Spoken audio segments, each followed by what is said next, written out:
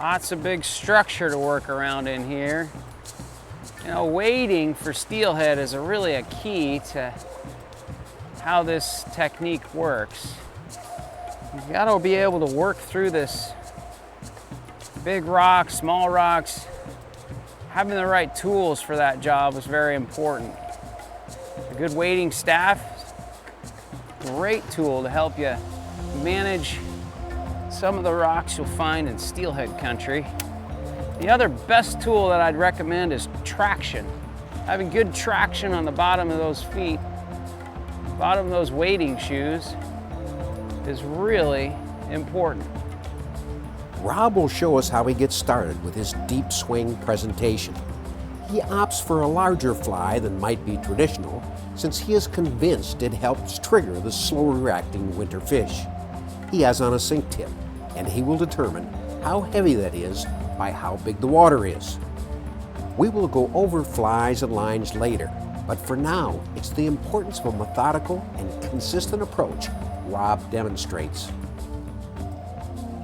When it comes to catching steelhead on the swung fly during the cold water time of the year, winter and spring, specific techniques and strategies really increase your success. What we're doing today is using the swung fly strategy with a sink tip line, a Skagit head shooting head, and a weighted fly. When the water is cold, one of the biggest challenges is getting our fly down. So how we manage the swing is a crucial element to our success. With the swung fly approach, we're going to start at the top of the run. Starting in close is imperative. Oftentimes, steelhead are right at our feet. Don't walk right through the fish. So start with a short cast. This is my first cast with just the sink tip out. Oftentimes early in the morning, in the evenings, steelhead are moving. So those fish will be right up in the shallows. I add 5 feet of line for every cast, lengthening my cast as I work into the run. The cast at this piece of water is about quartering down, or 45 degrees angle down from me. If this is 90, 45 here. In the winter months, fish will be moving all day. So they could be at the head of a riffle, right in tight, right next to the bank. You don't want to walk through those fish. Those can often be aggressive and fast to respond to the swung fly. Once I'm casting across the entire span of fishable water, then I start to move down through the run. How far I move down is dependent on the water visibility. During the winter months, the water clarity could be very limited. If there's only 2 feet of visibility, I might only move down 2 feet.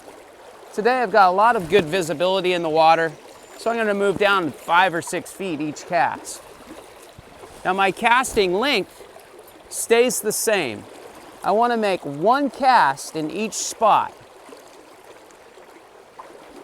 At the end of the swing, it's called the hang down. I like to give the fly a little twitch at the end.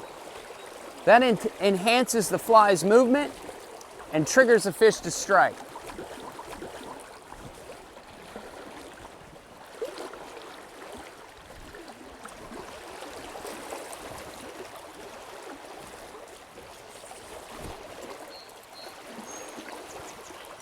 As I work through the run, each part of the run, each cast might be different. The current speed changes as you move through the water. So managing my swing for each different piece of water is important. Some spots I might need to slow it down. Some places I might need to speed it up. But managing that swing is the most important thing for cold water time of year.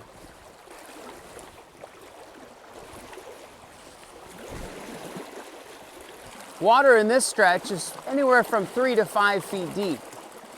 My goal is to get the fly at least half the depth of the water. I do that by balancing the sink tip and the fly and the speed of the swing to get that fly down. Now I'm snagging up on the bottom. So I can either change up my approach or swing the fly a little bit faster to keep it just off the bottom.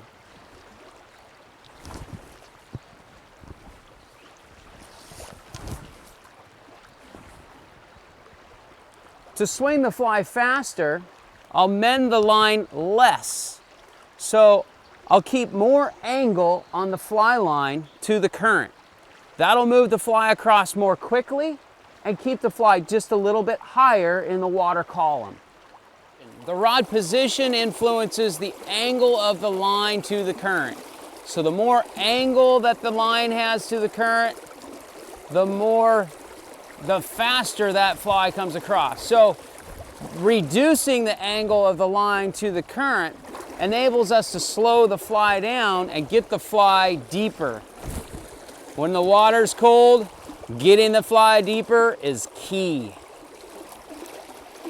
How I mend is really important. I want a smooth lift and set, repositioning the line gently and not moving the fly up and out of the water column where the fish are.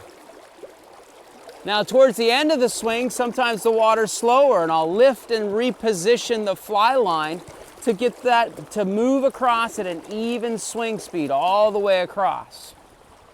I'm trying to achieve an even swing speed all the way through the swing.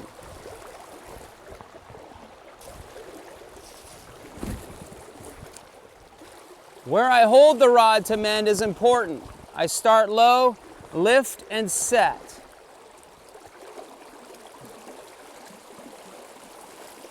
As it gets into the slower part of the run, I might reposition the line to speed up the fly. There I'll add more angle to the line and increase the swing speed. The angle of the line to the current is important.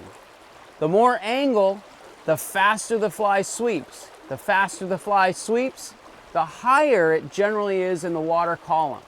Those are some key things to pay attention to when it comes to managing your swing. How you start your swing can be determined by water conditions and the run you are fishing. If you are faced with high and off-colored water and some depth close to the bank, you might want to start fishing before you even start casting. But getting your fly down is such a really important aspect of the swung fly approach in winter time frame. When the water's cold, you've got to get that fly down there. What do you feel is the best way to do that, Dean? As you start into this spot here, what are you looking for to get that fly down? Well, my equipment will provide me with much of the depth that I'm going to need. You know, the type of tip that I have on. Fly design will also help with that. You know, a heavily weighted fly or a fly, you know, with a little bit of sparse design in it to allow it to travel the depth. The other way is by controlling the line. And in this case, when I'm going to start off in a piece of water, I'm the first one coming down through this run. There could very well be a steelhead laying literally right in here. And you'll notice I've got less than a length of rod amount of line out. So I'm just going to start off real short. I'm going to guide the fly out a little ways away from the bank. And then I'm just going to use my rod tip to kind of direct where I want that fly to go. Very nice. And the speed that you move that helps determine how deep that fly is. Exactly, and that's that slow in that presentation. So now I'm going to strip out a little bit more line. I'm going to move my rod up. And now I'm just going to gently bring my rod tip downstream, slower than what the current is, so I'm keeping tension on that fly. I mentioned earlier that all of these flies fish their best when they're under tension and you have that current washing against the body of the fly. And if you look down there, you can see my fly. My fly is maybe 8 inches or a foot under the surface. In this particular spot right here, the water is only about 3.5 feet deep right off this bank here. But it's deep enough to provide cover and security for those fish. It's out of the main current so that they, in this cold water, they're not, you know, expending energy. They're just laying in this nice soft water in here, if there's one here. And each cast, I'm just letting out 2 more feet of line.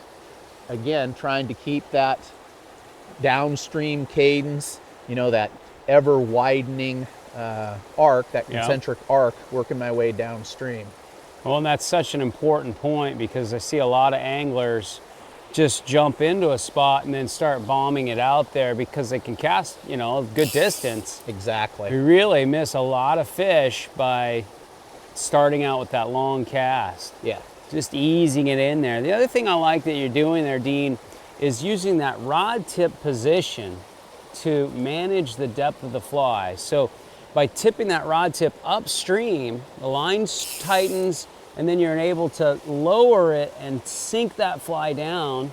And your management of the line and the rod tip is really what helps get that fly to fish right. Yeah, and if I'm in a spot where I want a little bit more depth, I give the fly what I call a little better soak. And a little better soak is just simply getting a little bit of slack in the line. Take the tension off the line, give it a good soak, let it get a little bit deeper, and then control that swing with the rod tip as that line starts to come under tension.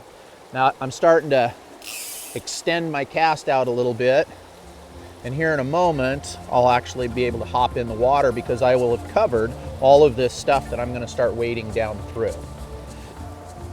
There can be few things more exciting than having a winter steelhead take a fly right at your feet and then explode in an aerobatic run to deep water. It is a thrill, and you'll never know it unless you take the time to thoroughly fish the close water first.